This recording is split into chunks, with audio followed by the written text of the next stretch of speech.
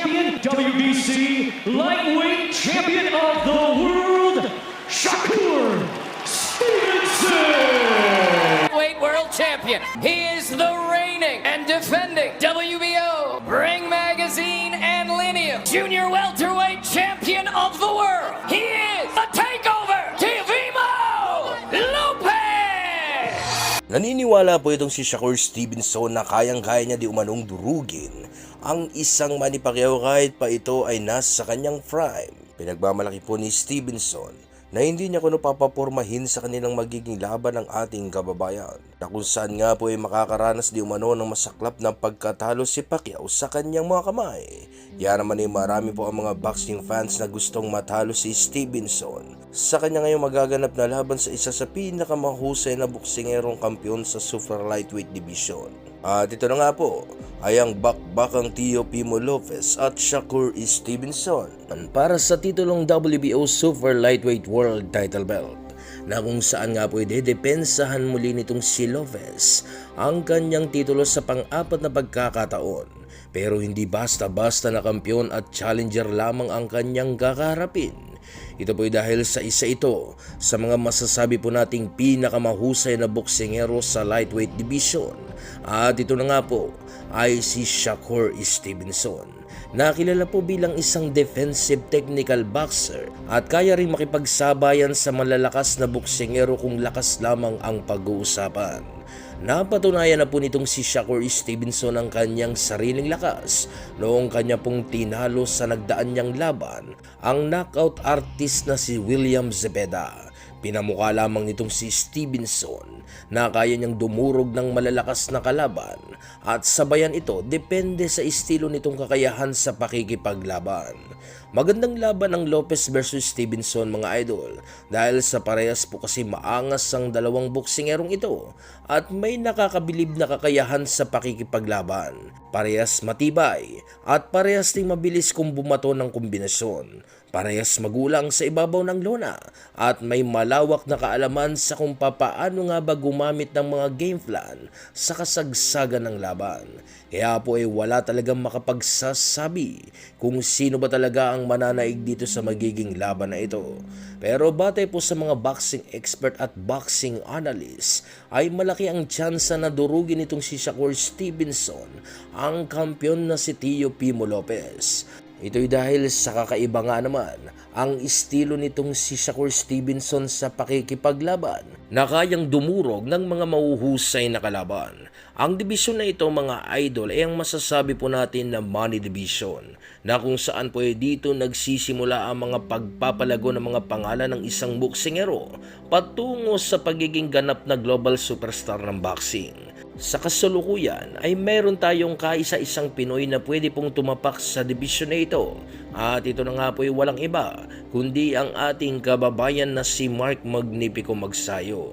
Si Magsayo ay inahasa ang kanyang bilis, lakas sa pagtapak niya sa dibisyon na ito, kung saan ay gusto ni Mark Magsayo gumawa ng pangalan at talunin ng mga malalaking pangalan sa dibisyon na ito. Kaya po yan, sa tingin nyo mga idol, may tsansa nga ba na matalo ni Magsayo itong si Stevenson at Teofimo Lopez kung ang ating kababayan ay aakyat pa ng isang dibisyon at magtutungo na sa lightweight division? I-comment nyo na po niya magiging komento mga idol para sa gayon ay atin niyang mapag-usapan dito sa ating comment section. Ngayon mga idol ay may ihahain muna po ko na laban sa inyo. At ito na nga po ay ang huling laban ng ating pambansang kamao Manny Pacquiao kontra sa WBC welterweight world champion na si Mario Barrios. At kayo na po makapagsasabi kung ubra pa nga ba ang ganitong bersyon ni Pacquiao para talunin si Shakur Stevenson. Sa round 1 mga idol ay nagbitaw agad ng ilang mga malalakas sa suntok ang ating pambansang kamao Manny Pacquiao. Para sa gayon nga ay sindakin ang mas batang kampiyon na si Mario Barrios. Gustong iparamdam ni Pacquiao sa kanyang kalaban na dapat pa rin siya nitong respetuhin dahil sa meron pa rin siyang nakakatakot na suntok na pwedeng makapagpahirap kay Barrios. Naramdaman naman ni Barrios ang madidiing suntok ng ating pambato, kaya naman ay bahagyang umaatras si Barrios. Paraan po ito ng ating pambansang kamao para sa gayon nga ay maging mas maingat itong si Barrios at hindi siya nito atakihin ng atakihin na magdadala sa kanya para sa gayon nga ay mapilitang sumabay dito kay Mario Barrios at maagang maubusan ng hangin sa katawan.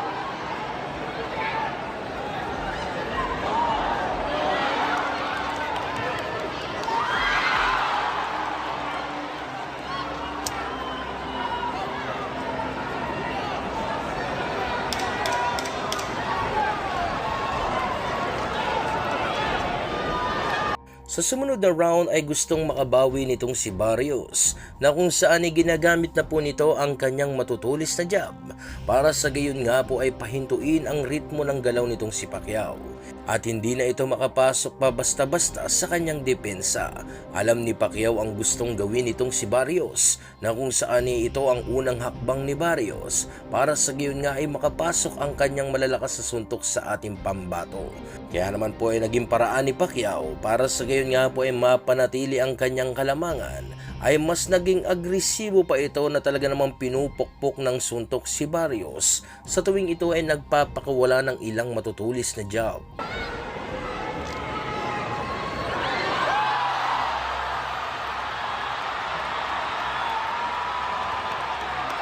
What happened? He's in front of a legend. He's in front of a legend.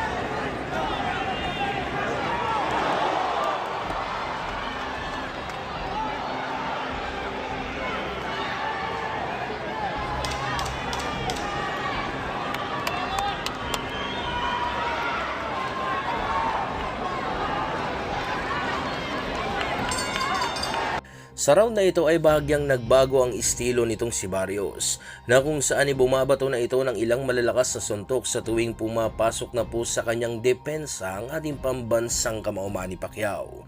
Alam po ni Barrios na kung hahayaan niya ang ganitong diskarte nitong si Pacquiao ay lalayo na ng gusto ang kalamangan ng ating kababayan, lalo pa nga po sa laban ay mas nagiging agresibo si Pacquiao na bumabato ng mga malalakas. Nakaliwat ka ng suntok dito kay Mario Barrios. Nagawa ni Manny Pacquiao ng maayos ang kanyang game plan. At yun nga po ay panatiliing nakadepensa ang kanyang kalaban dahil sa si Pacquiao ang nagdidikta ng face ng laban at nagsisimula ng palitan ng mga suntok.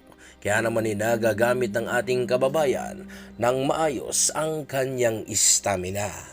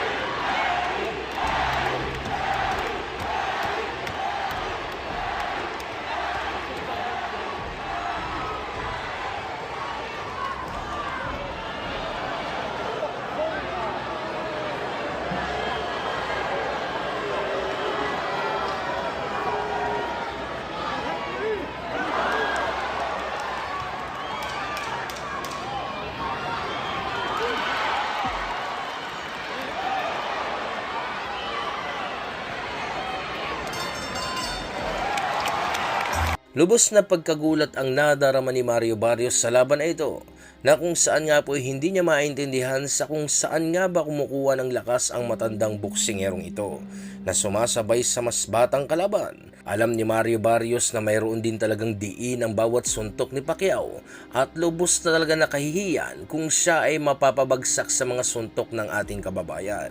Kaya naman pinapanatili nitong si Barrios ang pagiging isang defensive na boksingero dito sa laban na ito, dahil kung siya ay magiging agresibo at malulusutan ng isa sa mga suntok ni Pacquiao ay maaari siyang bumagsak at magresulta sa tuluyang paglamang ni Pacquiao sa laban. Kaya naman po ay ginagamit na lang ni Barrios ang kanyang jab para sa gayon nga ay makakuha ng mga puntos. Ito ang dahilan kung bakit parabang takot na takot si Mario Barrios pumukpok ng suntok kay Pacquiao, dahil sa alam po kasi nitong si Barrios sa kung gaano pa rin nga ba kadelikadong boksingero ang ating pambato.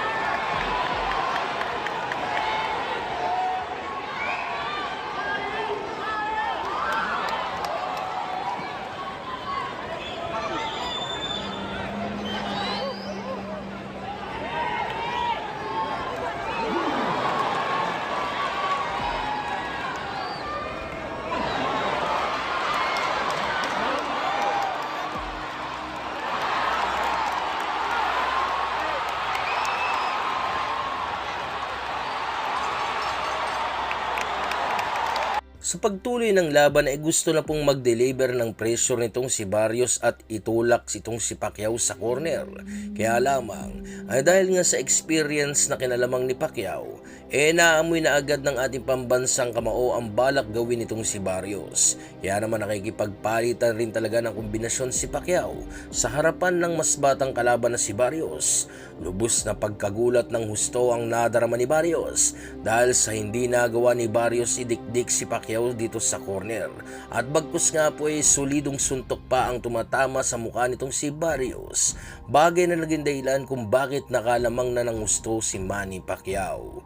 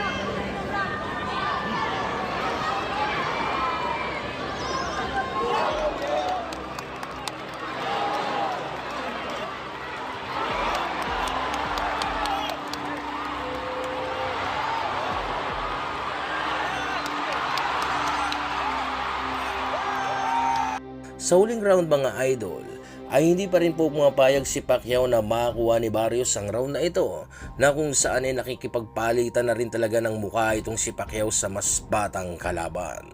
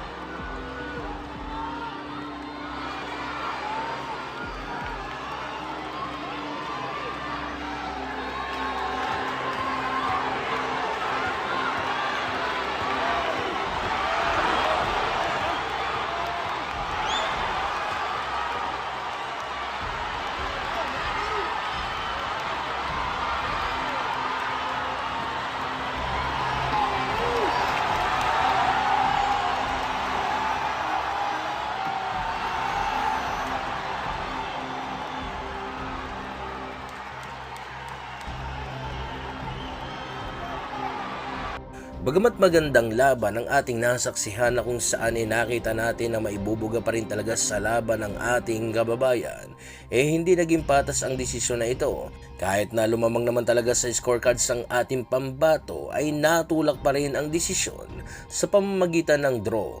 Marami ang nadismaya sa laban na ito dahil sa para sa kanila ay si Pacquiao pa rin talaga ang nanalo sa laban.